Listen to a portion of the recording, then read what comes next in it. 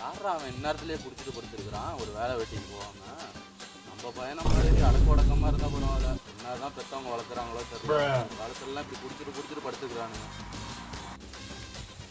அம்மாவே என்ன பண்ணுறான்னு தெரியல, ஒரு ஃபோன் அடித்து பார்ப்போம்.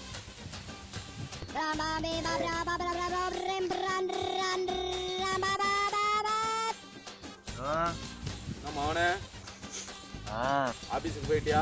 நான் இங்க வீட்டுல தான்ப்பா இருக்கேன். சரி, இப்போ வழியிலலாம் குடிச்சுட்டு படுத்துருக்குறானுங்க, அதான்டா கேட்டேன். இவனுக்கு வேற வேலையே இல்லை. ஆபீஸ் போயிட்டியா, இருக்கியா, நம்மளை போட்டு இன்ஸ்டால் பண்றியா? போய் அவன் முதல் வீடா போனேன். நம்மள மாதிரி இந்த ஊர்ல எவனும் பையனை வளர்க்க முடியாது.